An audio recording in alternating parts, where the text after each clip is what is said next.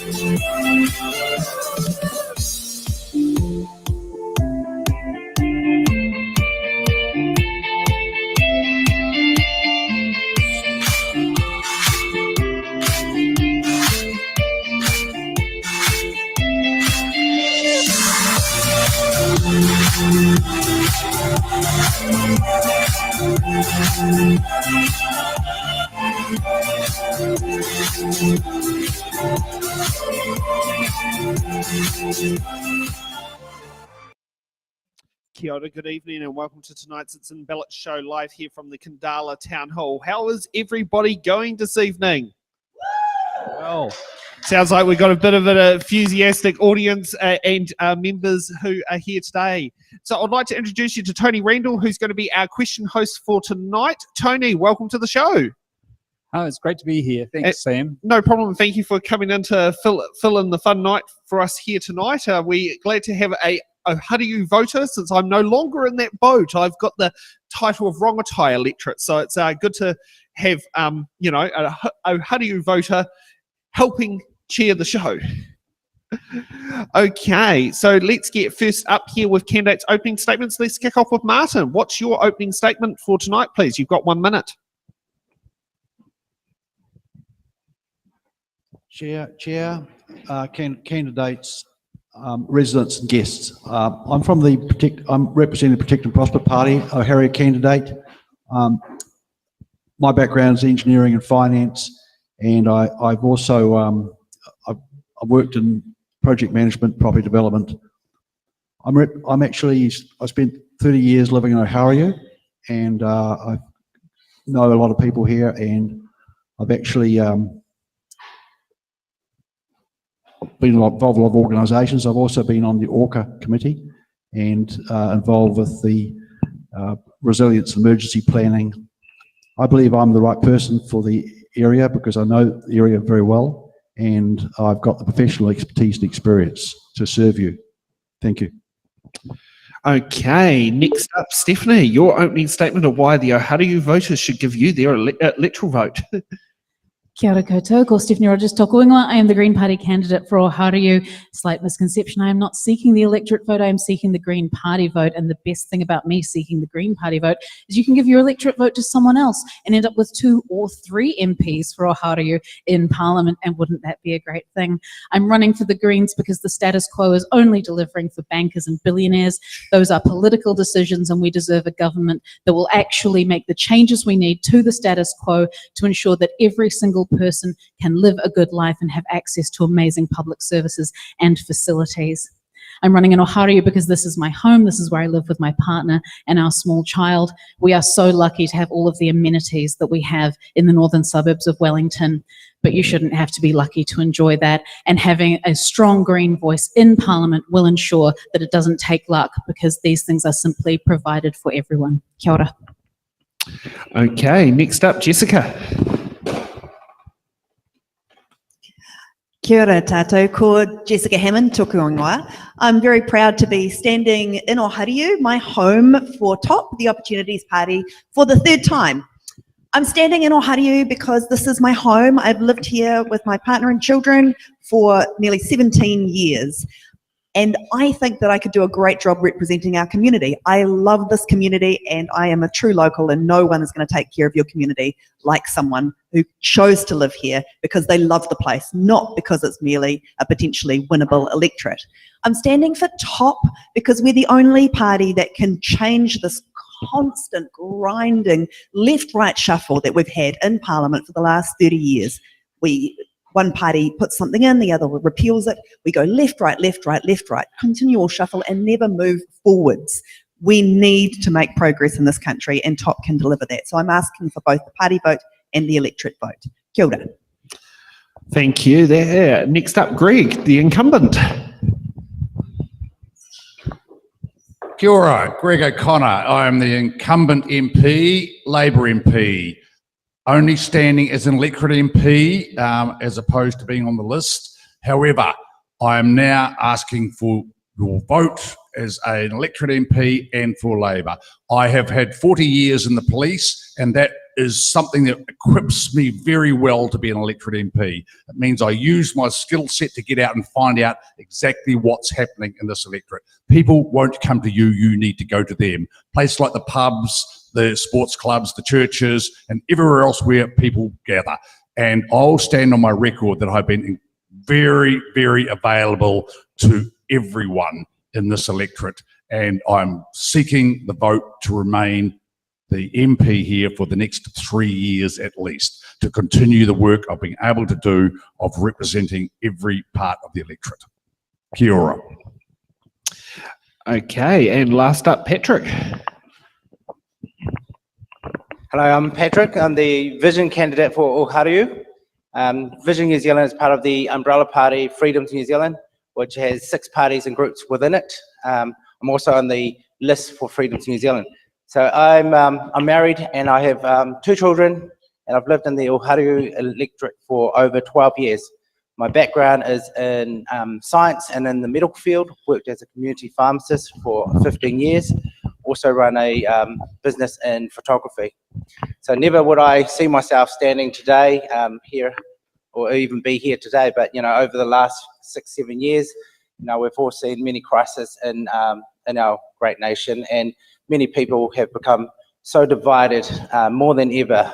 You know, many have been shut down and ignored and forgotten. You know, so I'm standing to be a voice for the voiceless, but also for empowering families.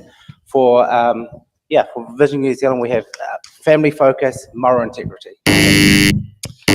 Okay, and for those who are wondering where Nicola Willis is and Paul Day, I'm just going to check, make sure that Nicola Willis has declined, and she has not nominated a person to stand in on her behalf, which we do encourage when candidates cannot make it in their busy schedules, and we've had no response from Paul Day, the actor candidate. Okay, we're going to go a bit different here. We haven't had time to make the electorate video, so we're going to do this a bit freestyle. So can we get the shared screen up, please? Thanks there, Alex.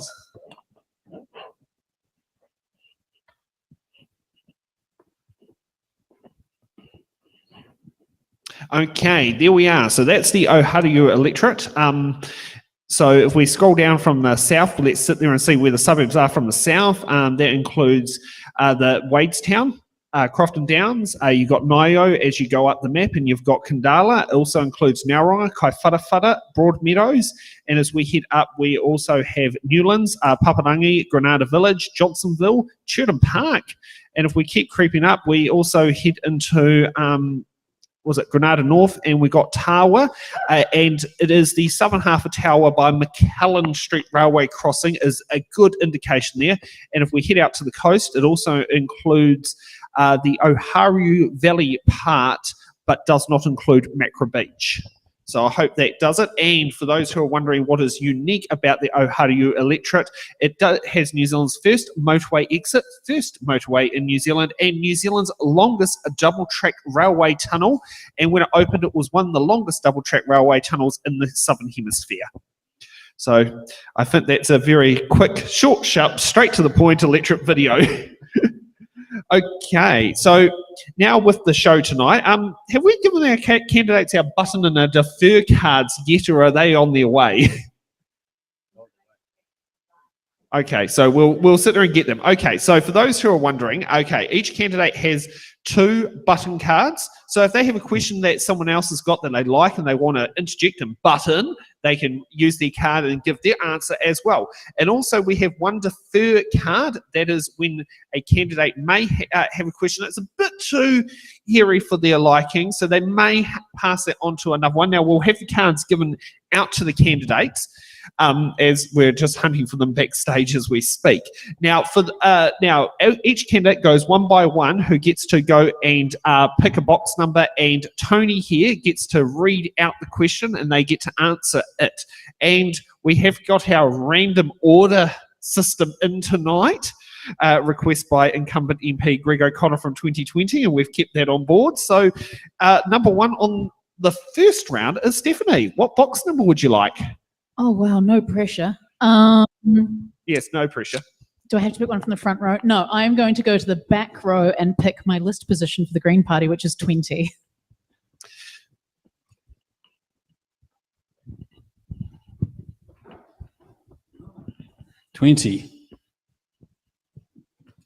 Don't need to bother pressing the numbers. Sorry. What's the number on the card so those at home know? Oh, sorry. Yes, of course. So it's you. So the question is, what is your party's policy to get families out of emergency accommodation and into long-term stable housing?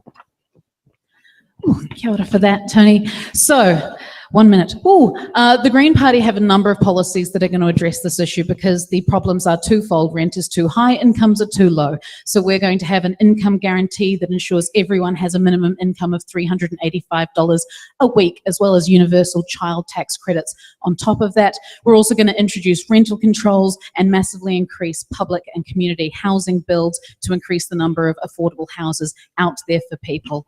It's simply an absolute crying shame that we still have people in, quote, emergency housing, unquote, which is actually just hotel rooms, when, to be honest, we could be doing so much more. That is something the current government has failed to do, and a strong Green Party as part of the next government would ensure just doesn't happen.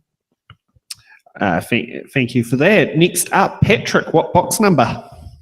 I'll go with 17. Okay, 17 from the front.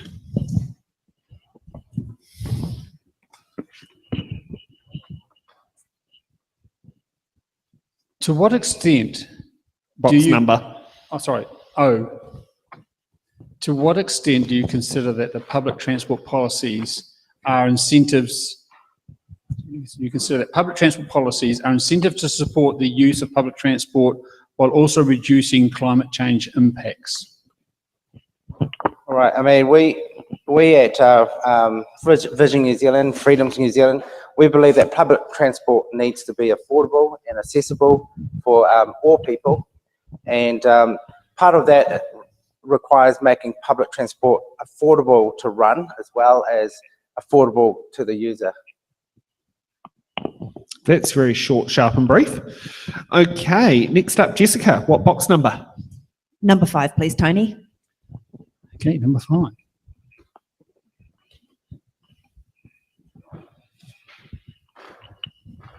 Number 5 is an H.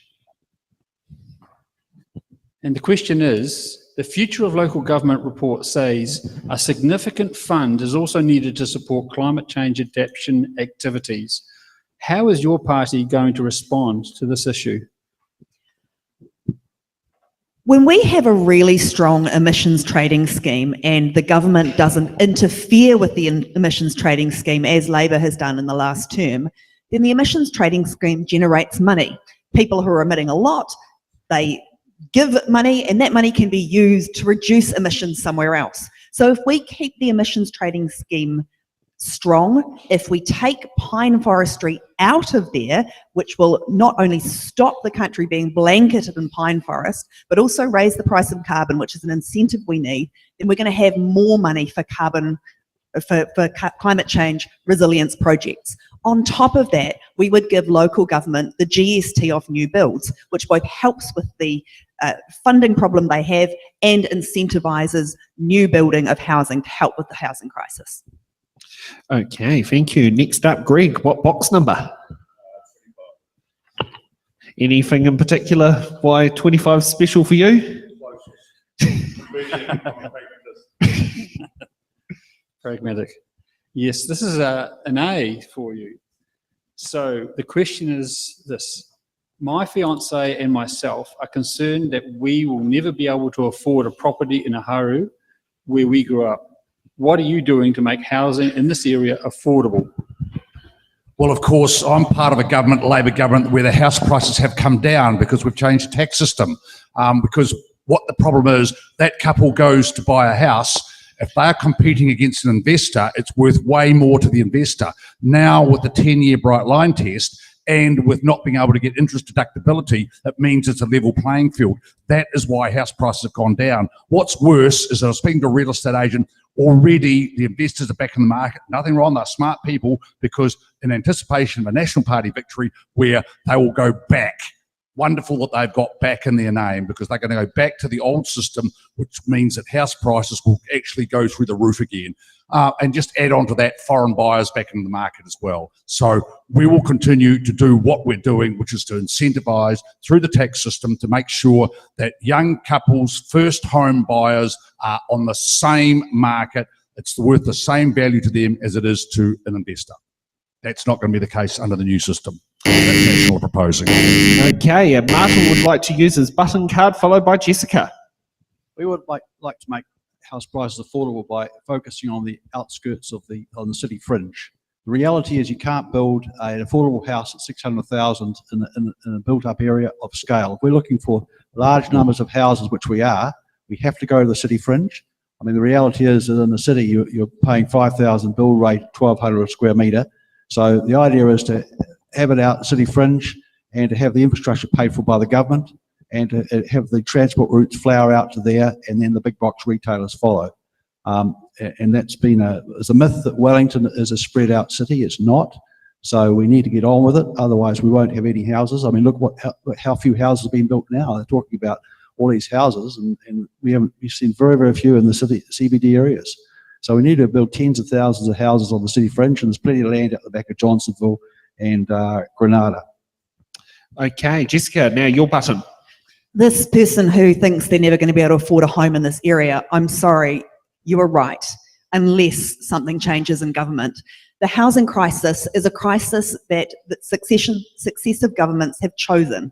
They chose it in 1989 when they changed the tax system to massively incentivise investment in housing and encourage investment away from the productive economy. They didn't mean to. They were going to address this tax problem, but they lost interest. And for 30 years, no one has done anything about it. We've had the highest increase in house prices in the OECD, and the tax system also means we have the third biggest houses in the OECD. That is why we are too spread out.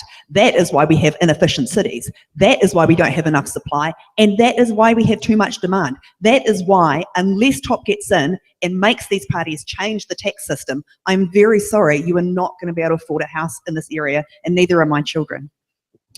Okay, now back to the box numbers. Martin, what box number are you wanting? Number 2, right beside me.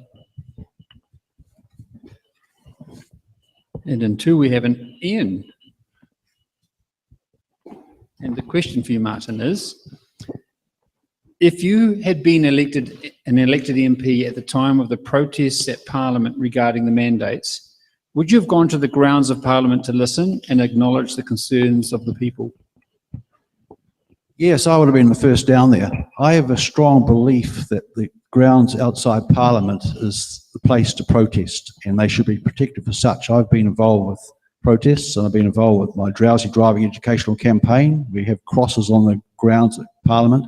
It's utterly important that we keep that space for any protest. There's very, very few other suitable spaces around the city. So the answer is yes, most certainly. Okay, so now let's go let's generate a new list. Sam. Oh, we have a button from Patrick. Sorry, I didn't see that. Yeah, I would agree with Martin, and I will definitely go down to listen. As MPs, we are meant to listen to our people and, to listen and acknowledge their concerns. There was a poll that was done. 30% of Kiwis actually supported the protest, the anti-mandate protest at Parliament. And that's not a minority. That's quite a lot of New Zealanders. So we need, as MPs, really speak to our people. So whether you agree with it or not, our job is to listen to the people. So I fully would go down. Many were hurt. Many had broken relationships. Many businesses were lost. I know of people who have broken marriages all because of this. So we need to listen to our people. Thanks. Okay, now we're on to that list that we were talking about just before. Martin, you get to go first this time round. Oh, I really love the way how the system sat there and chose it as well. Which number? So box number 3. Box number 3. I swear the software had AI or something, because I doubt that it would know what order the people are sitting in on the stage. It seems to. So we've D here. So the question, Martin, long-term change requires strong and binding cross-party collaboration and agreement. A recent example would be the Mental Health and Addictions Working Group, which did not have decision-making powers. What is one area that your party would commit to attempt genuine, lasting and binding cross-party work for the long-term benefit of Aotearoa and New Zealand? That would have to be in the area of road safety. It's been a concern for a long time. There hasn't been that in road safety. And the first thing I would do is I'd actually commence an official investigation into the true crash causes on the road. We hear the talk that speed's number one crash cause, which is false. And it's very important that we actually set up a proper education, do that first, and then set up a targeted educational campaign which covers other crash causes such as inattentive behaviour, preoccupation, distraction, drug driving, speed, alcohol, and also the likes of intersections and restraints. It's very important that we drill down, because at the moment we've got 3 times the death rate, 3.5 times the death rate in the safest country was Sweden, and that's just not good enough. And it's because we're actually targeting the wrong things. Inattention is the biggest killer on the road, and we need to be honest with ourselves, honest amongst the parties, and Okay, next up, Stephanie. Somehow I knew you were going to say my name. Could I get 26, please? Because it's my birthday. Age or actual date? Guess. So 26 is an M. And here is your question, Stephanie. Do you think New Zealand should investigate having an independent commissioner against corruption like New South Wales? So this is not something the Green Party has a specific policy on, but I will say we obviously love transparency and hate corruption, which I'm pretty sure no one here would disagree with. We do have specific policies for reforming the OIA to increase transparency in government. We also want to get the big money out of politics. And given that New Zealand is apparently, by most measures, a fairly non-corrupt country, I think just all of those efforts we can make towards increasing transparency and people's engagement with our democracy is a pretty good start. Okay, Jessica, what box? Oh, Martin would like to put a button. Gee, using up those cards quick. Thank you. Absolutely, we need an independent commission, ICAC, like they have in Australia. I mean, we're talking in New Zealand of emails down behind couches. We're talking about Official Information Act 1982, schooling on how to dumb it down and not to respond in a professional way. We're talking about corruption related to the use of the cabinet manual and people standing next to others and saying, this is my view. We're talking about a whole raft of things, and it's time that we had independent commission against corruption that sits above the Prime Minister, above the ministers, and above all of the servants. So yes, most definitely, we need to have that, just as in Australia. There's too many of this friends and sort of, and also the other thing is that the use of shares, for example. We've had situations where we've had ministers who've clearly had portfolios of shares, and they've been making decisions, whether it be on the board or something like that. So we need to sort that out. Thank you. Okay, Jessica. Number 9, please, Tony. Thank you. Number 9 is an I. And the question is this for you, Jessica. What letter? I. I. An I must be another letter. An L? An L. Does that look a lot No. better? The question is, over the past few years, New Zealand has suffered from many forms of division. That's a J, is it? J.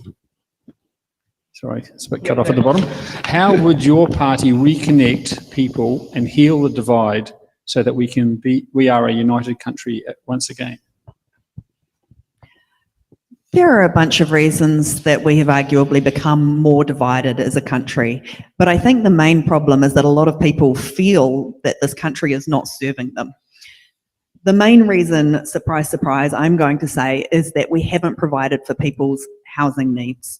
We heard the other night that the Prime Minister and the Leader of the Opposition were both able to buy houses in their early 20s at about ages 21 and 22.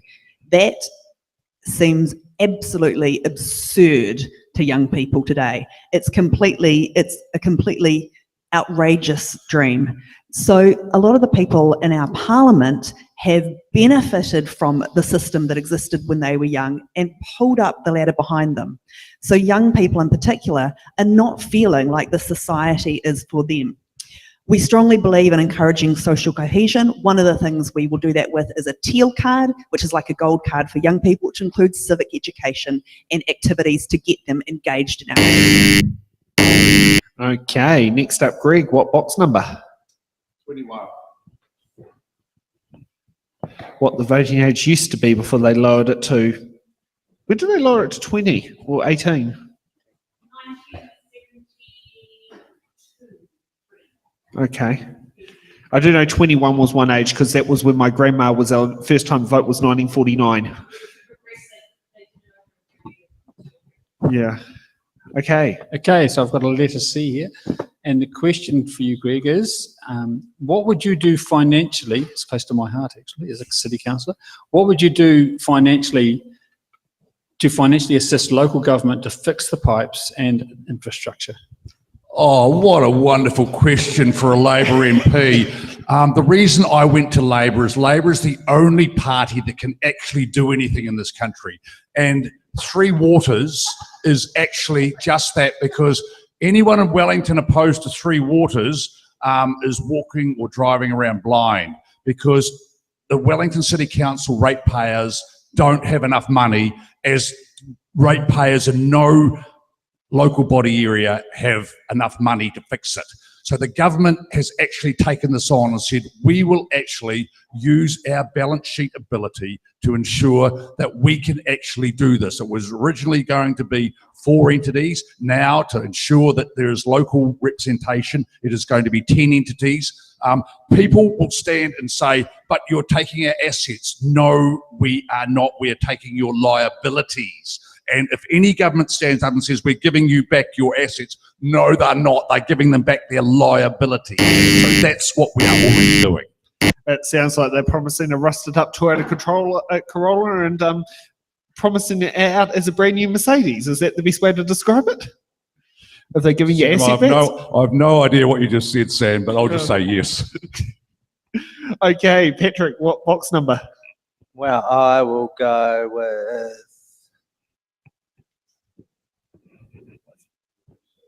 22. 22. Okay. Oh, yes. Good choice of dates.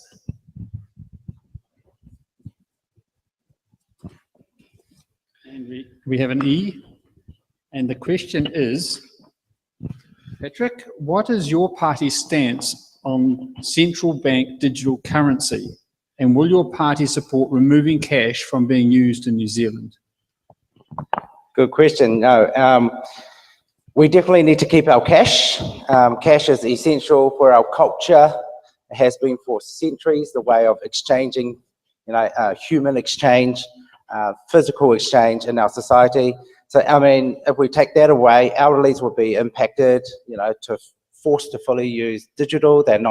Most of them don't even know how to use a phone. Children will not be able to learn budgeting sometimes physically. Charities will be greatly impacted. Sometimes it's just a donation as you walk through the door or into those collecting boxes. But without physical cash, there's grave constitutional issues. So where there is too much control from the government. I mean, as we saw globally, the convoy, President Trudeau effectively had those contributing to the convoy stop their bank account frozen, and that was just because of them protesting. We can't have that overreach. Thank you. Okay, for the next round, we've got a new order. Martin, would you like to go first, please? Okay, number 7. Here. We have a Z. Interesting. Okay, Martin. The future of local government report says the current local government funding and finance system is already under pressure and is not sustainable. How is your party going to respond to this issue? The first thing that we'd do is have a review of the local government costing of the councils, because there's a lot of additional spending in councils, and also the government is actually putting a lot of cost on councils. They're making decisions and legislation, and they're handing it over to the councils. We'd also look to change the Local Government Act and reduce basically put a lid on rates, and we'd peg that back with infrastructure and core services. The rest, the feel-good project, vanity projects, and the very large projects like Let's Get Wellington Moving, we change the act so that you'd get the chance to make a decision on the project itself, rather than this reckless spending that's going on at the moment and is going on throughout the country with council. So we need to make sure that the various costs like tourism and transport, they're all allocated to the right place, because what we've seen over the years is the governments have actually passed it on to the councils. Okay, next up, Jessica, what box number? 23, please. 23.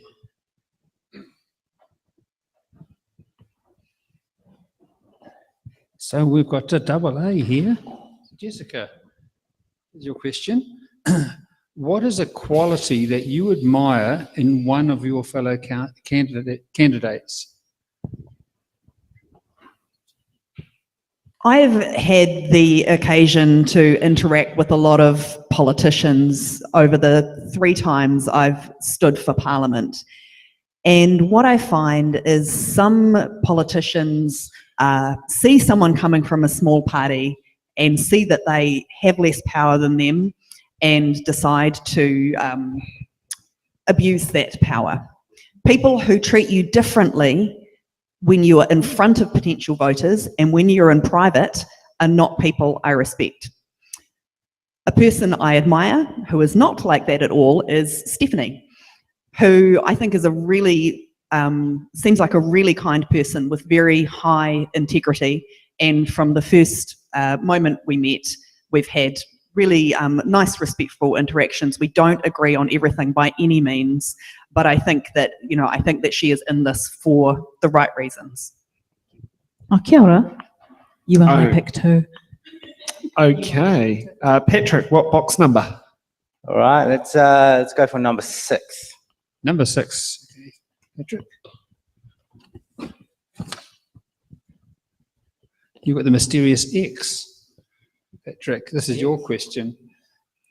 Would you or your party consider giving a fixed percentage of GST tax revenue to help fund local councils on infrastructure projects? Yes. Sorry. We don't have a specific policy at the moment. This will need to be considered with our financial team, and before we can give a definite answer. to you, Tony, particularly. However, we do see value in ongoing tax commitments to local and regional infrastructure. Greg's got a button.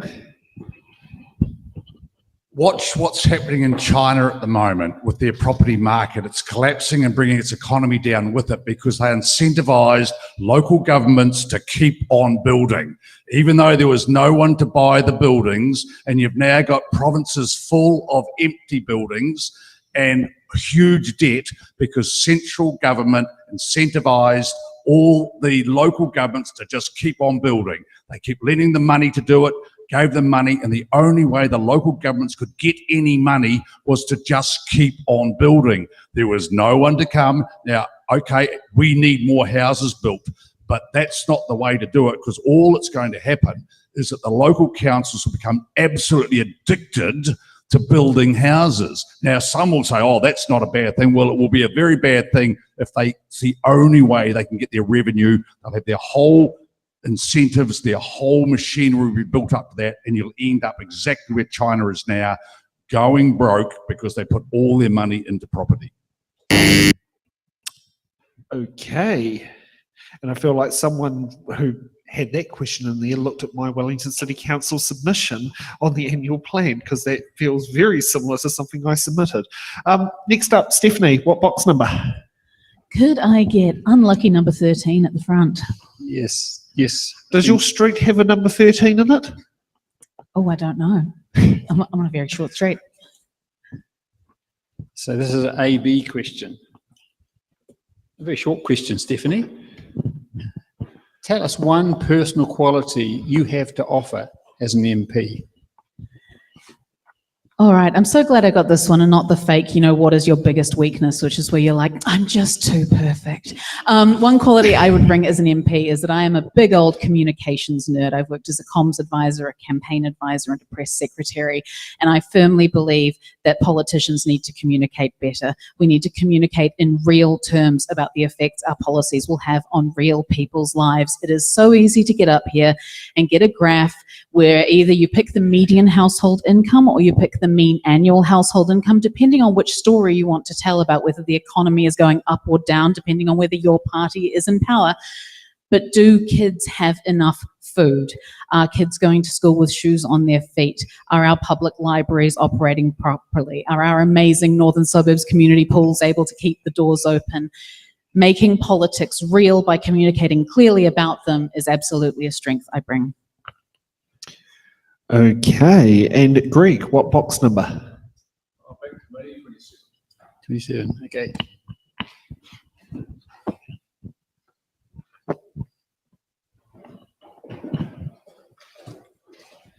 And we have a W here. Greg, this is your question. Does your party believe that there should be a policy on the location of alternative energy sources, such as solar farms near urban areas? Yeah, well, of course, and renewable energy sources, I might say, alternative energy sources. I like renewables. One of the problems is we've just rewritten the Resource Management Act into the Natural and Built Environments Act. One of the big problems is that try and build anything anywhere, and someone will use the Resource Management Act to stop you.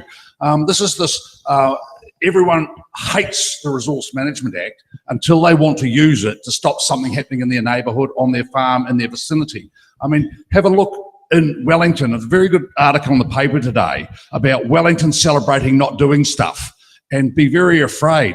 I mean, look at what happened out in Shelley Bay.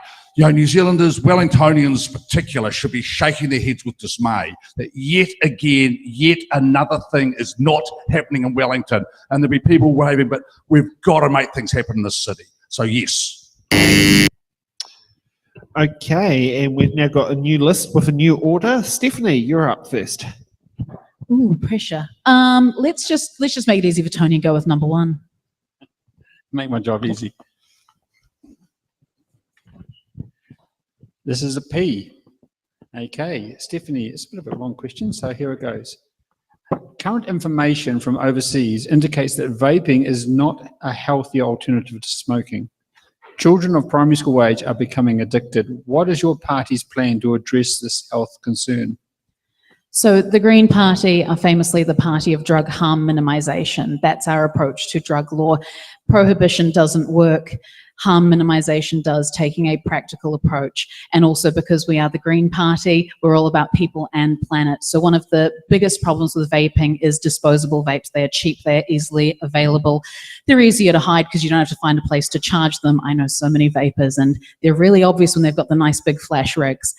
We need to be able to crack down on where vapes are sold, how they're getting into the hands of children, the disposable vapes, which also have such an impact on our environment, but always taking this from the harm minimisation approach. Not being the killjoys that people often stereotype us as, allowing adults to responsibly enjoy whatever it is they want to do in their life. But absolutely, we have to ensure that our communities are safe and healthy and able to make those choices to use recreational drugs in a free and open and uncoerced way.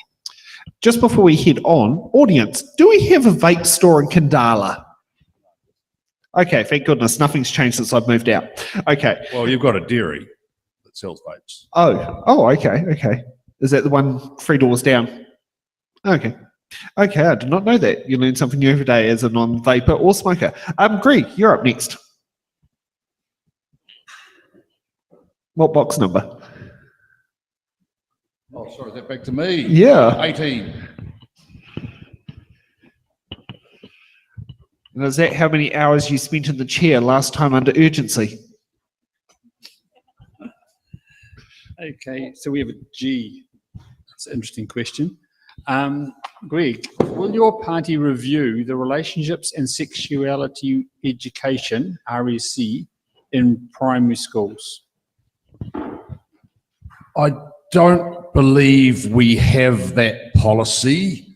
I know that I'm part of a party that is very, very accepting of all these alternative or every way that people want to live their lives. And specifically in primary schools, again, I'm not aware that there's any policy to change that. Okay, and Patrick and Stephanie both want to use their buttons. Let's go with Patrick first, since that's the first card I saw. All right, so we absolutely will. And so we will definitely review it in the view of stopping it. And, you know, we obviously will have to have something, but absolutely need to get it right before it gets into the classroom, because at the moment, we don't think it's right and appropriate.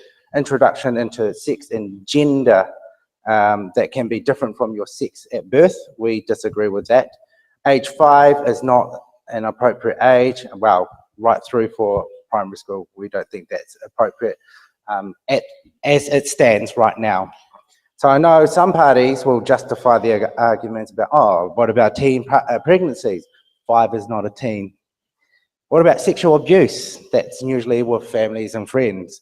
How does teaching yourself self-stimulation, masturbation, and sex help with that?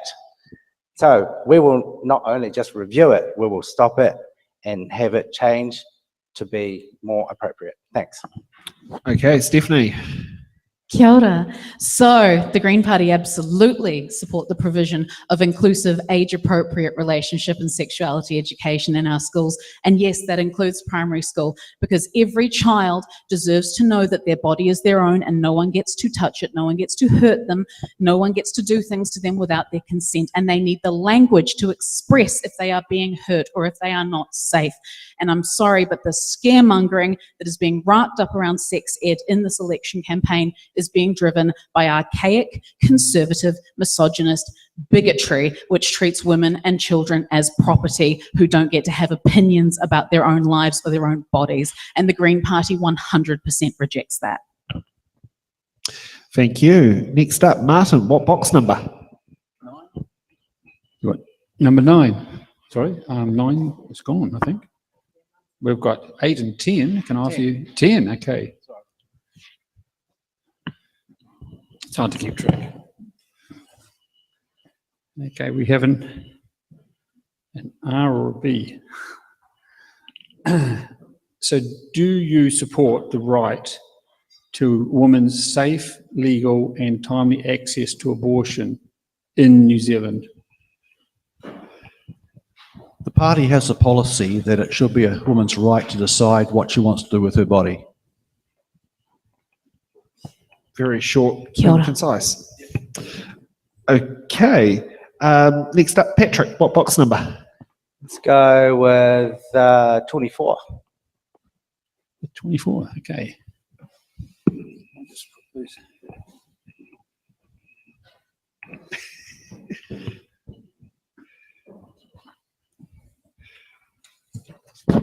Patrick, so we have the eye, finally have the eye. So your question, Patrick, how effective do you consider the government's interventions action on youth offending have been? Right. We don't think the government is doing enough, and whatever they are doing, you know, with more police, but in reducing youth offending, it seems to not be effective. So, I mean, RAM rates have increased by about 653% since 2017, and much of that is done by the youth. You know, so 80% of the youth that's causing RAM raids are under 18. So we need to be more firmer on crime to make our streets safer, and we need to take firmer action on youth offending and re-offending. So, I mean, what Freedoms New Zealand want to do is a big blitz, a 6 months blitz on RAM raids, wipe it out. So, I mean, we're going to have enforced youth curfews, particularly in the high hotspots of youth for under 16 between 10 p.m. to 5 a.m. But that's only for the first 6 months. We want to youth crime. Cheers. So I want to ask, if this is one here, would you ban the importation of automatic vehicles and make them all manuals, considering from what I've heard from multiple police officers, the vehicles involved in RAM raids are all automatics? Haven't heard of that, but hey, yeah, if that works. But, yeah, sorry, Stacey's Good luck with that one, Sam. Yeah. Well, I proudly drive manual. I do know Greek does as well. That's, you know, is it Aston Martin? Be nice. No, an Austin 1300, Sam. Austin 1300. Okay. But I'll take an Aston Martin. I might just change the labels on it. You think if you're fooled into it? When you got started with A. Jess, what box number? Number 4, please, Tony. Okay. Is that how many gears Gre's car got? 4-speed manual? 4-speed manual. Really, it shows his age. Okay, thanks, Jessica. Launch So into we have a each K here for your question, Jessica. And the question is this: how has New Zealand changed since you were a child? Has it changed for the better? There are some things that have changed for the better, especially if you're if you're a woman, if you're gay, if you're one of the any group that's been sort of discriminated against. We have become largely more accepting that, you know, people are people. However, I was born in 1979. In 1979, the median house price was about $25,000. That was about 3 times the median income. So a regular person could expect to have a decent job and be able to afford a house, generally on one income, and they could raise a family in a fairly decent way when I was born. That is so far from being the case today. The house prices are, depending on where you live, 8, 9, 10, 11 times the median income. It is completely out of reach for regular people to own housing unless they have very rich parents. Okay, and we will get to our last round of box questions. Jess, you get top of this list. Number 8, please. Yeah, thank you. Making my job easy. I'm not superstitious, Tony, so. So this is a T. So your question is, it's a wee bit long actually. So your question is this: rest homes are losing RNs to Te Whātua as they are unable to match the pay packages. Do you think the packages for RNs should be equitable across all sectors of healthcare? Yeah, this is not just a problem for nurses, it's also a problem for social workers who in the community sector can't compete with oranga tamariki. So, of course, it is really important that our frontline public servants are paid well, and they need to be paid enough to keep up with our increasing housing prices. So one of the reasons, by the way, one of the ways to keep these people in New Zealand is to deal with the housing crisis. But yes, we do need to pass on these the salary increases, which have been very needed and still haven't gone far enough, to other sectors, because otherwise the community sectors, including the retirement villages, just can't compete. And those areas are woefully understaffed at the moment, which has quite tragic consequences for vulnerable people living in retirement villages and supported living and hospital level care. Okay, next up, Patrick, what box number? All right, we'll go with 15. Thanks, Patrick. So your question is Q. And the question is, in your opinion, should councils be forced by the Ministry of Health to fluoridate their water supplies? No, absolutely not. We definitely should not be, we should be more democratic about it rather than being dictated, particularly for the local councils. And, you know, many people are concerned about fluoridation. You know, studies have shown that fluoridation of water makes no difference with your tooth decay. Tooth decay rates have dropped in New Zealand, both whether it's fluoridated or non-fluoridated areas. I'm sorry, are we going to allow disinformation on the show? I can give you stats. I can give you reports for this too. Towns and cities decays have stayed the same regardless of when fluoridation has stopped. Latest study, 2016, carried by a pro-fluoride dentist. Dentists showed no difference in decay rates in children regardless of fluoridation status. But our government continues to rely on an old 2009 oral health survey to base their claims for efficiency rather than the latest studies. Remember, surveys are not scientifically robust. Yeah, Greg is now butting in. Yeah, that is why it should be compulsory. The science is proven, and the problem is by leaving it up to each council to vote each time is that you get those same old conspiracy theories rolled out using wrong facts. So let's just make it the science is proven. I grew up on a farm down on the west coast. We didn't have fluoride. Our teeth were worse than my cousins who grew up in town where they did have fluoride. So it makes it easy for the councils to save having to go through this battle for every city and every town in New Zealand. So there is living proof why it should be compulsory for councils. Okay, Martin, you're up next. 12, thank you. Okay, box number 12.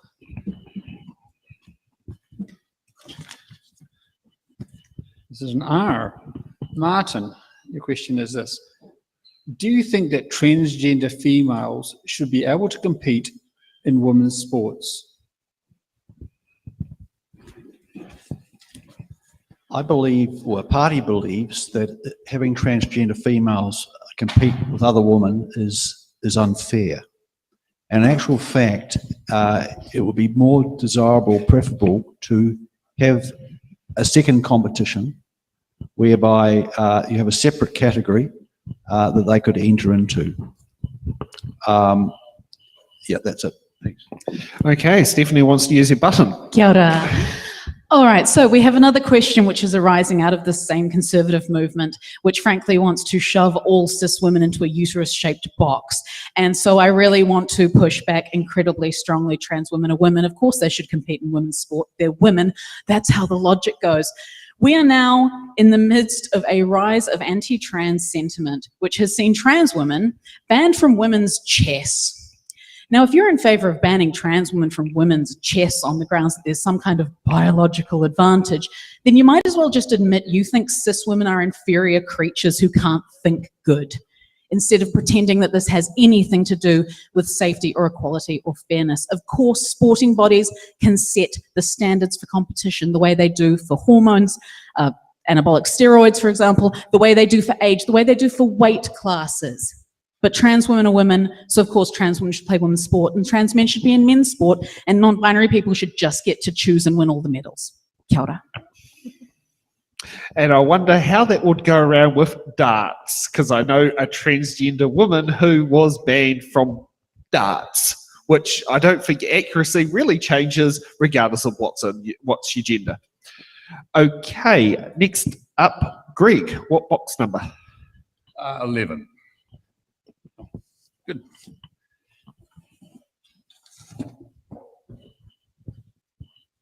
So this is E or F. How are you going to address the cost of living crisis? Just a small one. Well, the cost of living crisis is being caused by essentially international events. COVID really started it.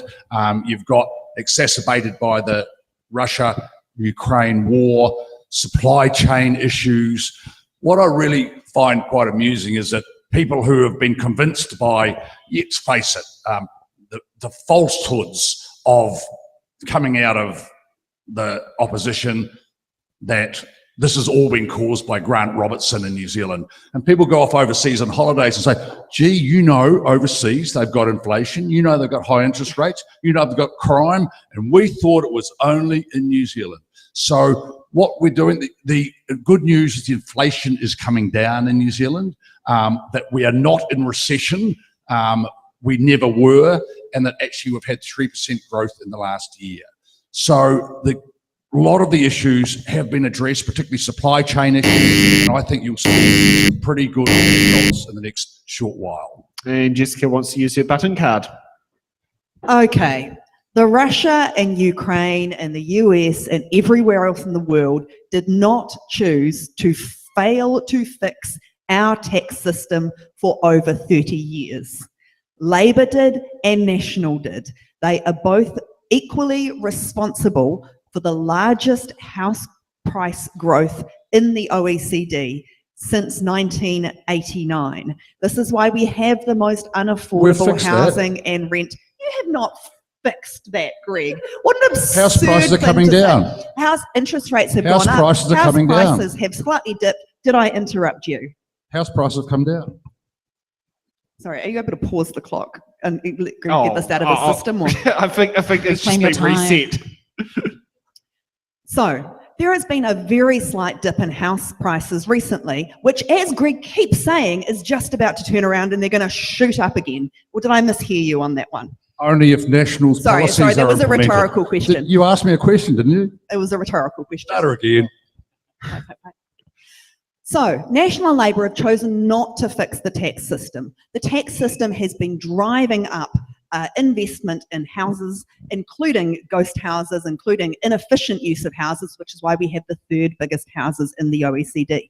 This is a crisis they have chosen. This is the major cause of the cost of living crisis. This is not caused by events overseas. This is caused by inaction, particularly by Labour and National, and none of their coalition partners have been able to convince them to do anything about it.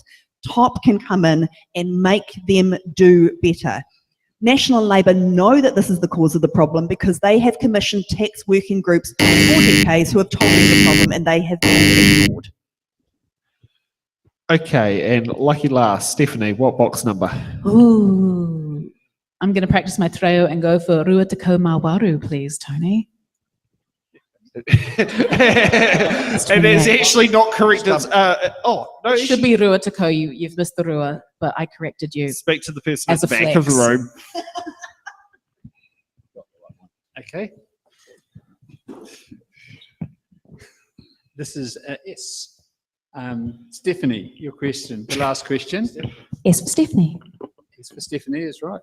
what do you consider the critical impacts will be for a race-based policy that prioritises some ethnic groups for medical procedures over others?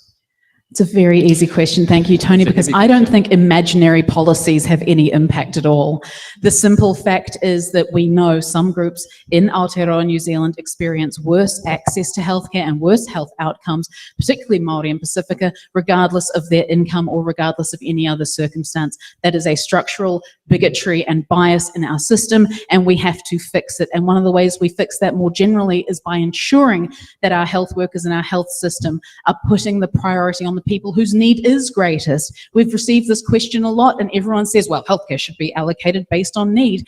And the thing is, some groups need more access to healthcare and need different ways of being reached out to and need different approaches in order to ensure that they get the same kind of access to healthcare that people like me just get to take for granted because the system is built for people like me. Kia ora. Thank you. And just before we go to a break, we'd like to thank Tony for doing the part as being the question master for tonight, because I know unless you're planning to stay for the second half, thank you for your participation coming here tonight. Thanks so much for inviting me along and have a bit of fun. And thanks to also the candidates. They've had so many meetings. I chaired the Johnsonville meeting on Wednesday night and like keeping on. I really appreciate all your energy and all the best of luck. Thanks, Tony. Thanks, Tony. Thanks, Tony. Kia ora, Tony. Okay, so we're going to be taking a quick break now. I forgot to do this earlier, so when we come back, we'll do the questions we think you'll be asking after watching tonight's show, and then we'll follow by hard-hitting questions.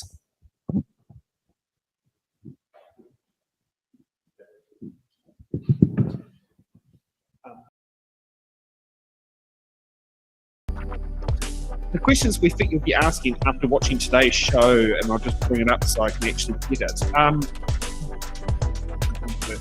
100% of Kiwis are ready to file AR10s every year to make sure that they're in or out of the 2% wealth tax club.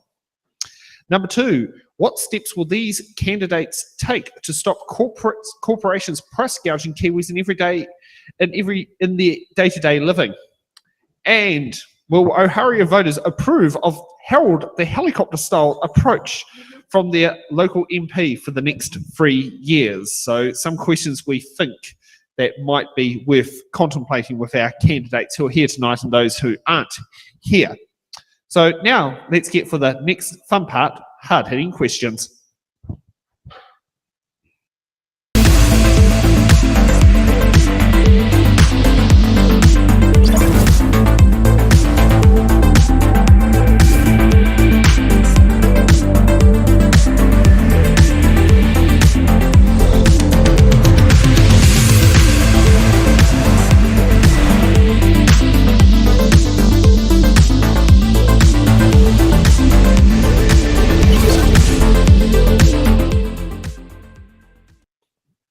Okay, so with hard-hitting questions, these are where all candidates have to answer the questions that are happening on the show. We have 2 questions in, was it for tonight, like we do for every single show. You cannot use your button cards or your defer cards, but, well, you know, everyone's answering them. So, you know, I'm going to defer my answer to, oh, no, wait a minute, they were given an answer. So it wouldn't work if you button to give the answer where you're already given one. So the first hard-hitting question for the night is, what is your and your party's plans for Lincolnshire Farm area? Which Lincolnshire Farm? That's up near Granada. Was it Village, between Granada Village and Granada North? Local knowledge? Yep, local knowledge. Okay, now I'll get to my good old random number sheet and we'll hit a refresh. So Jessica, you get to start first. Okay. Okay, so this is a question, really, it's about roading and about housing, which are 2 of my favourite topics. When it comes to roading, we're talking about the Petone Granada Road, which is what would allow the housing development in Lincolnshire Farm. When it comes to that, politicians should stay out of the decision. It should be a decision that the authorities bid up to the National Land Transport Fund, and if the project stands on its merits, it should be funded, and if it doesn't, it should not. When it comes to the Calendar brothers, who are basically oligopoly property developers in Wellington, they hold on to property when amenities like that road, which is going to come from public funding, go in, their land value goes up. But they don't have to pay any extra tax on that. So a land tax would not only reward the public for the money they are putting into things, but also encourage them to get off their butts and develop that land. Okay, next up, Martin. How would you like to answer the hard-hitting question? Well, our party policy is to develop land in affordable areas and on the city fringes, and the idea is that's exactly where it should be. The area should be, and the infrastructure supported by the government. The government should pay for the infrastructure. Well, the infrastructure paid by the government, then it's affordable. Then you get an affordable house around the $650,000 mark rather than not being able to afford it in the city, and you can do large numbers of housing. So by the time you take the land and the construction, consultant, associate development and finance costs, you get the total development cost, and you look at the actual revenue projection, you'll find it's actually doable. And that's for affordable houses. Now, of course, we're quite keen to also get social housing, which is all 350, 400,000. In that case, the government buy the land, the developer does the rest, and then it's a rent to buy type scenario. All of those scenarios are not possible in built up areas. It's a myth being sold by the government in the past. They tried to tell you that 2/3 of the RV, 950,000, everyone was sucked into that. The affordable houses is 600,000. Okay, next up, Greg. Yeah, I recently had a good 2-hour drive around that area with Rod Callender. Now, Rod Callender is, it's not the Callender brothers, by the way. It's Rod is the owner, and he's got a son involved in it. And they own that land. So the government, unless there is some sort of compulsory purchase in there, which I don't think is going to happen, the Calendars are developing that. Shortly, there's a road going through that's going to join up with Woodridge right through there. There's the Wright brothers who are up the top in Woodridge, who also developing area. One of the things that's holding it back up there is water, actually, particularly up the top, because when you do a development, you've actually got to have sufficient water, and there's not much that's going to happen there until they get enough water at the top. At the moment, the Wrights have got they can do about probably another 300 houses, but after that, they won't be able to do any more because they haven't got enough water. So I think the government can actually do anything. What it is, it's a job for a local MP to actually get in there and be working with those people, working with the council, working with everyone else, and that's exactly what I'm doing. Okay, Stephanie. All right, no specific policy in that area, but I have to say this is a question that will unite all of us, and really missing Nicola tonight because she has such a great patter about the Granada-Petone link and the 5,000 houses that it would open up the land for. The thing is, we know that just building another road or adding another lane does not fix congestion. And if you're talking about a road that you're then going to slap 5,000 houses on, then it's especially not going to fix congestion unless we're somehow proposing a magical green development where no one actually needs to have a car because we have effective walking, cycleways and public transport links. The Green Party's charter is built around appropriate decision making, so the decision for this should really lie with the people who will possibly live there, the people who already live there, with the council who are elected to make these kind of decisions, and of course with the local MP who should get out there but probably doesn't have a lot of the decision making power in these kind of situations. You made me think of them putting a subway station in the middle of Tunnel 2 to sit there and make it public transport accessible. Last up, Patrick. Yeah, I mean, our party, we haven't got a specific policy around this, but obviously it's about increasing housing and our roading. We know that Nicola National will plan that highway between Petone and Granada, and that is going through that area. And so one of the problems that they can't continue the development or planning is because is this motorway going to be in there or not? So yes, in terms of if it's going to be working for the area and if it's working for congestion and all those things, yeah, I'm for it. You know, many people drive to the hut, and this gives an extra way out or in to the northern suburbs. But yes, so we're going to have population growth, so we do need to build our housing, but we want to build it sensibly, affordably, and sustainably. Thanks. Okay, thank you for that, candidates. Now let's get on to hard-hitting question number 2. What will you do to encourage the redevelopment of the Johnsonville Mall? Sorry, I had to sit there and say that because I think that's been a thorny issue in the topic for a very long time in the ŌHΑRIU electorate. Starting off with Stephanie, how would you? All right. Well, I'm just going to say I think this is a bit of a difficult one because if this were a problem that a local MP could fix, it would have happened already. And I'm not casting shade on Greg there. I'm saying the previous incumbent would have got it done. Sorry, little pun there. Couldn't resist. Please forgive me. So I believe in being honest as a political candidate. And the fact is, I don't think the local MP has a huge amount of influence in this area. Now, Greg is probably going to talk a lot about the bulldozers would have gone in last week. Jessica's going to talk about taxes. If Nicola were here, she would have talked about mixed use. All of those sound great, but I'm not going to make promises I can't keep. What I can say is that if you party vote Green and get me in on the Green list, then we will have 2 or maybe 3 ŌHARIU-based MPs in Parliament, and maybe we could all get the job done together where one has failed to do so. Kia ora. Next up, Jessica. Funnily enough, a land value tax not only fixes the Lincolnshire farm problem, it also fixes the Johnsonville Mall. And for the same reason, you've got these developers who are effectively acting as land bankers. They are enjoying huge untaxed capital gains, and the gains go up whenever we, taxpayers, put more amenities around their land, but they don't have to do anything for us in return. So Stride and the Australian super funds that did want to invest in it, they can just sit there and let the land value rise, and it doesn't matter if it's a ghost town at the heart of our community. They don't care. They are a commercial enterprise, and they don't care if a local MP says to them, please bring bulldozers, because it is a commercial decision for them. We can change the commercial incentives by changing our tax system to make it make sense for them to either develop the mall or sell it to someone who will. Okay. Martin. The first step in this project is to start liking developers. You've got to respect the fact that they bring huge utility value, whether they're building a hospital, a retirement village, a retail centre, a commercial building.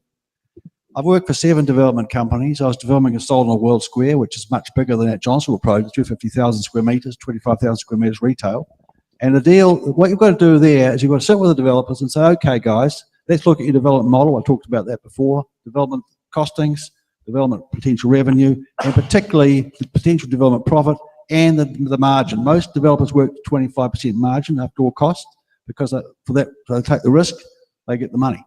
So we've got to sit down and look at the model. What's missing here? Now, unfortunately, with these large-scale projects, whether it be Shelley Bay, the Old Bank Arcade, is they actually, quite often, because the market's down and the costs are right up with earthquake strength and everything else, you have deficits. So you've got to look down and say, what's missing? How can we make it work for you?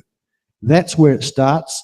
And it's not about shifting soil, like that. It's about working with them, the deal. Okay. Patrick.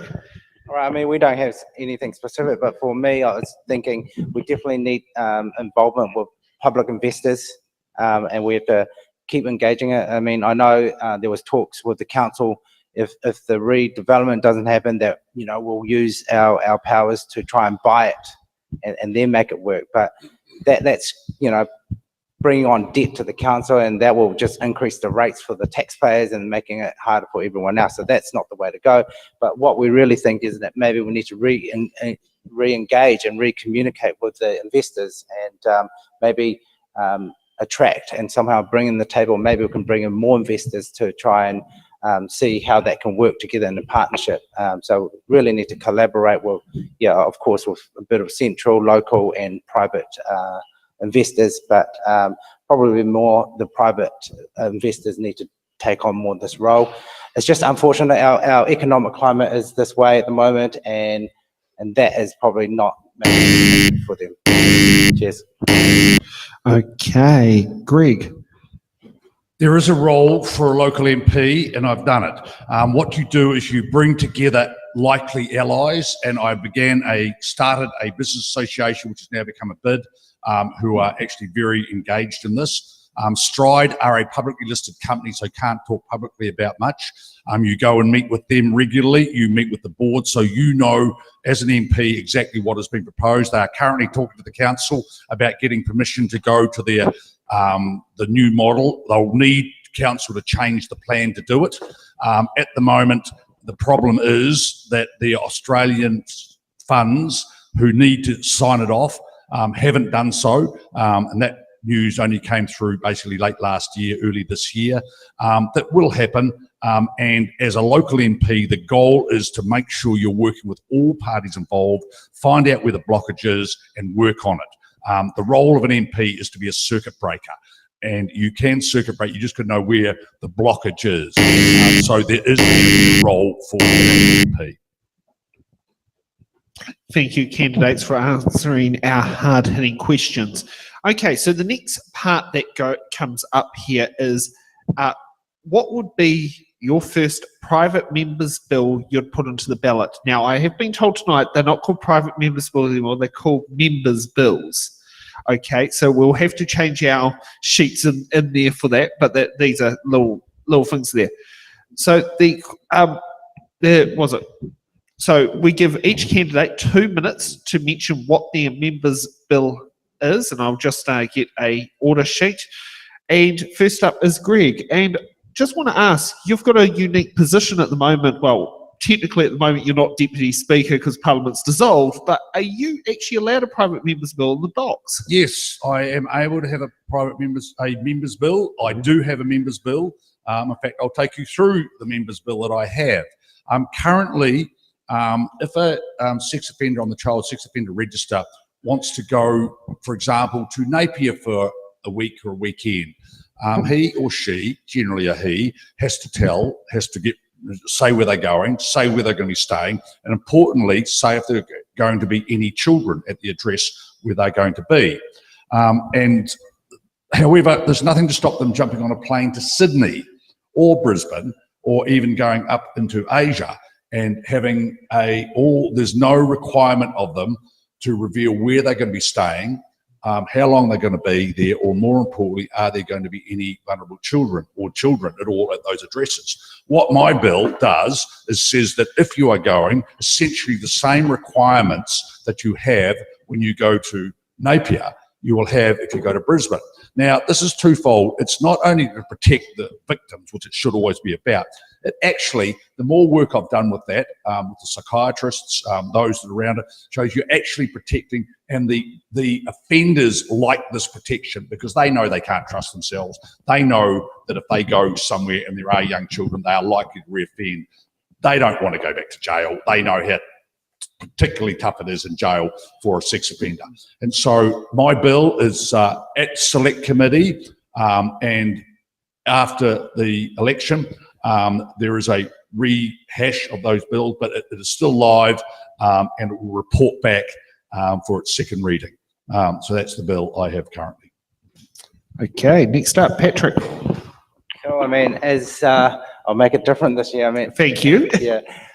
Sam's complaining that all the Vision candidates want to put in a parental rights bill. Yes, that is true to our heart, but I will make it different this time. Thank you. Also, with Freedoms New Zealand, we have a law and order policy that we feel that is really good, and one of it is tackling our youth crime. As I said, and I mentioned earlier, that many of them are doing the ram raids. And so what I would like to propose is put in a bill that we, for youth offenders, on that there will be ankle bracelets. So if you, no matter what age you are, whether you, when you can do the crime, you should be able to do the time. So, we need to track where they are because most of them are re-offending. So, you have the offence once and then you have an offence twice, and that's when you'll get that bracelet. So we'll know whether they're going out. And also through that bill, we'll also have that your guardian, your parents who are still the guardians have an accountability. So if the youth is doing the crime, your parents or your guardian should also be in the courts, which is currently there's provision for now, but it's not, it's being a bit soft on. So we will toughen on that. That's what we will do. Cheers. Thank you. Next up, Martin, what will be your first private members bill? My first members bill will be in areas of road safety and basically Martin's drowsy driving bill. At the moment, we have a situation where if you drink a bottle of whiskey and you hit the road, you know you're going to potentially kill someone. If you speed, hit the road, you know you're going to kill someone. Also the same in driver fatigue, drowsy driving.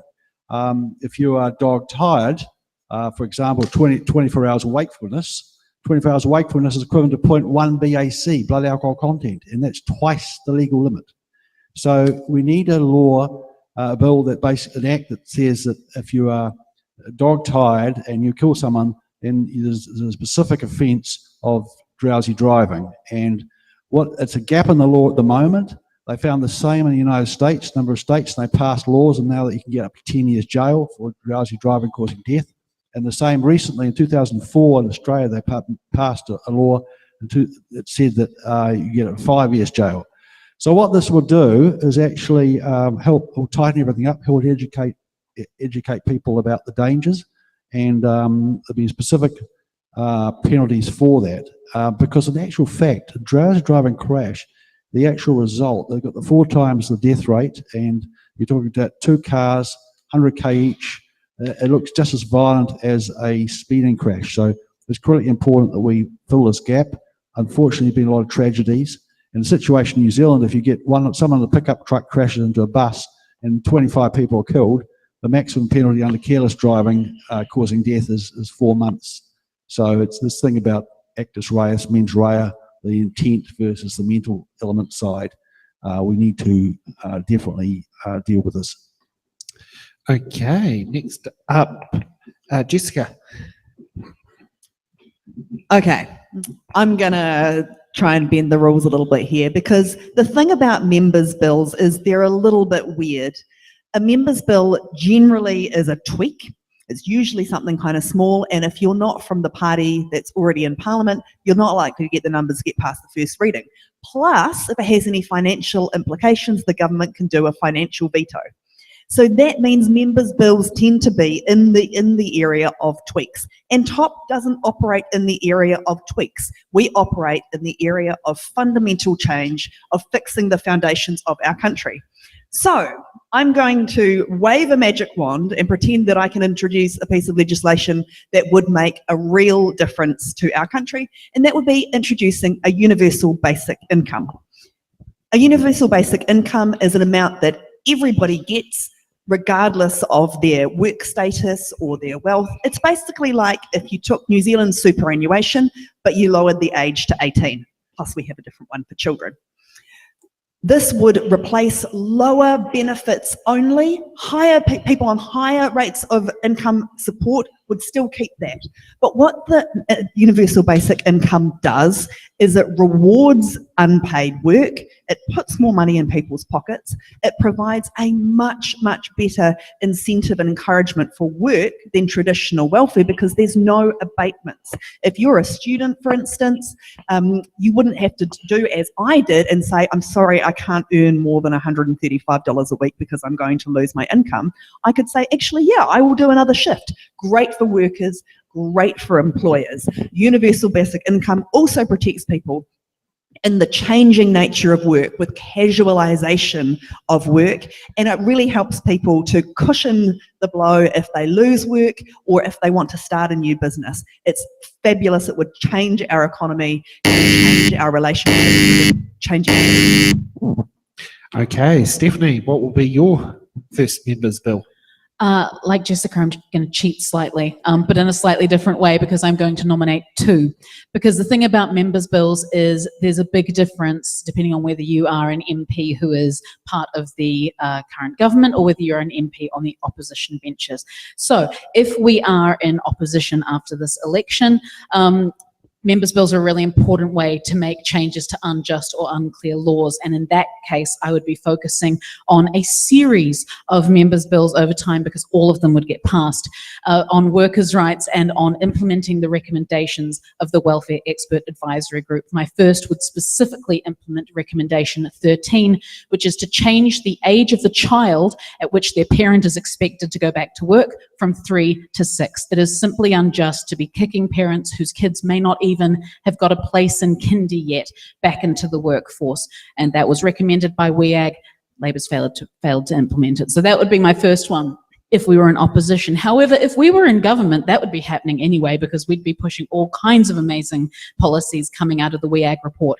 So in that case, I'd get a little nerdy with it, and I'd be picking up a bill that has been promoted by everyone's favourite Twitter lawyer and board game nerd Graham Edgler, which is reforms to the Māori Community Development Act. We currently have, and this is very interesting given how many parties keep talking about laws based on race and policies based on race, we still have laws on the books that criminalize specific unruly behaviours if the person doing them is Māori. If the person doing them is going to a tangi or going to a marae or going to a gathering of, and I'm sorry, but this is how it's still drafted, Maoris. So we have some basic racist laws still on the books. People might say that they're not implemented, but they just shouldn't be there at all. We should send a clear message, and I would hope that every party would support that. Audience, how do you feel about those, was it members' bills? That's something you'd all get behind? Okay. Bit silence there. So let's kick off the next part for closing statements, because, that time of the night, was it? Come on, give me a new list. Okay. So, 1 minute for your closing statements. First up, Jessica. Are you sick of the continual left-right shuffle and never going forwards? Would you like to see progress in this country? Would you like to see us fixing some of the fundamentals, getting to the root causes of some of our problems? The Opportunities Party can deliver that. We are so sick of the continual little shuffle to the left, little shuffle to the right, and never moving forwards. We are willing to work with any of the parties in Parliament to make them do better than they would otherwise do.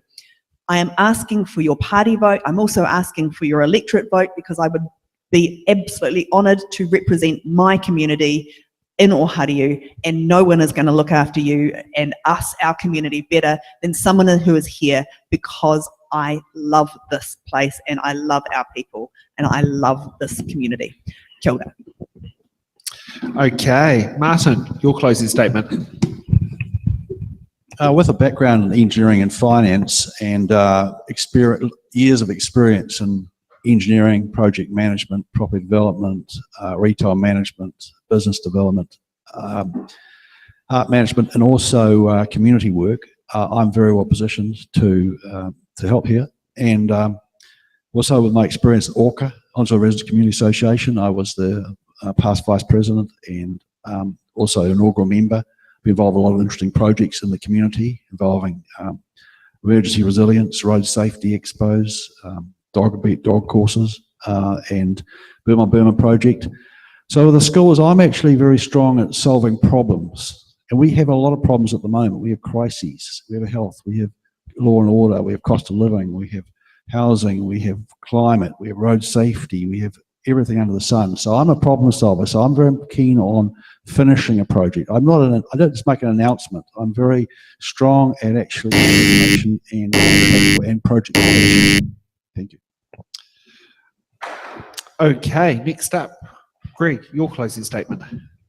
I'm sick of opposition politicians running this country down. Yes, there's been problems. Most of them have come about as a result of COVID, and we're getting through them now.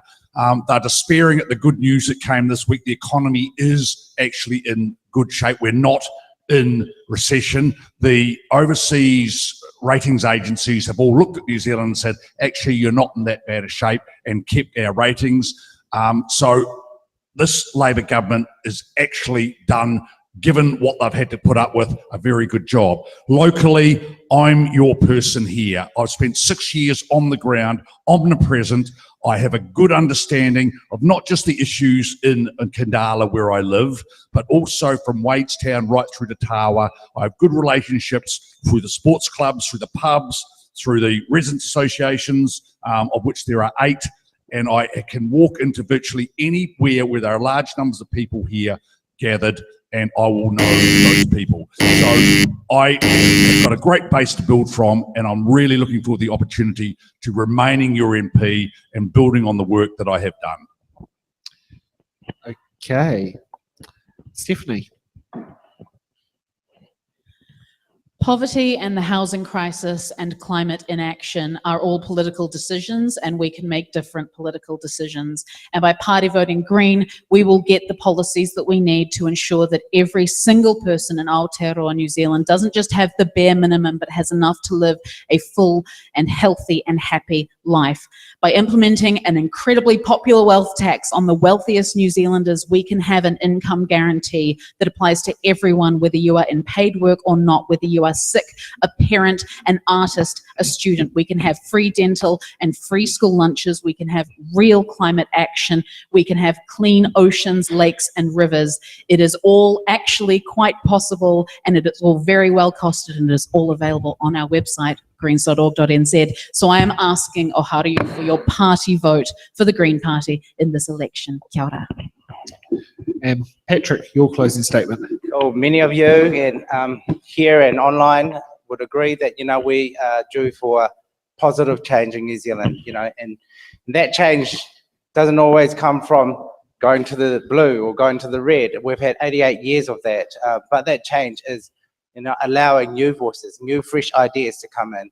And so that's where we stand. Freedoms New Zealand, we'll bring a new view, new ideas to the table.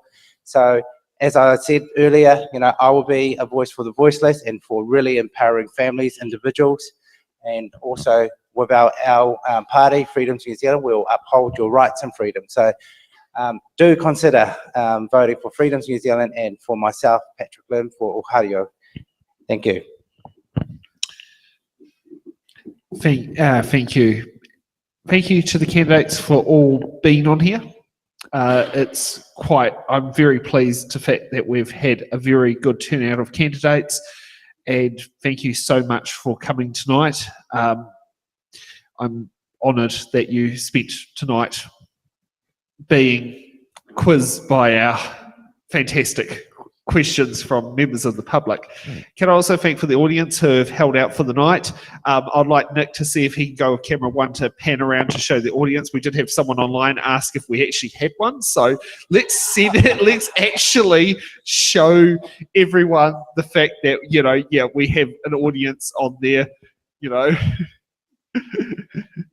and get to see many of the different people from the crew, all that sort of stuff, because we got through there. Can I also thank both Nick and Alex and Caleb for their contribution in studio for doing things, and for both Stacey and Ray who have done remote editing from here. That's one of the things we have. The great part about our team is, we're not just in studio, we also have a remote team who sits down there and does all our on-screen name titles, and they also sit down there and do fact checking and put out useful information for the viewers to sit there and see. I think I might respond to you, Taylor. Yes, that is now. We did have a lot more earlier. Some people do move on. It is quite late at night. Some people do have early bedtimes, and some people like to get to the takeaway stores before they close at 9 o'clock. So we'll be heading off tomorrow, and we'll be starting our trip on the road. We've got Rangitake Electorate show tomorrow at 3 p.m, and we've got the Palmerston North Electorate show at 7 p.m, both at Edgeware Community Centre. The Rangitake one's downstairs in the workshop, and the Palmerston North one's upstairs in the Evelyn something room. Stacey will probably put that across the screen of saying which one it is. And then on Monday we'll be heading all the way up to Wanganui for Wanganui Electorate, and I might butcher this electorate name up, but Te Tai Ħārriu. Have I said that? ŌHARIU. Okay, thanks. Yep. Off for that electorate, and then on Tuesday we're off to New Plymouth for a New Plymouth electorate, and Thursday then we're heading across to Rotorua for Waitariki and Rotorua electorate, which will be very interesting ones, and I think we'll be having a lot of fun on the road. So we'll see you back. Alex, we'll see you back here at 3 p.m. tomorrow for the Rangitikei Electorate Show. Have a good evening.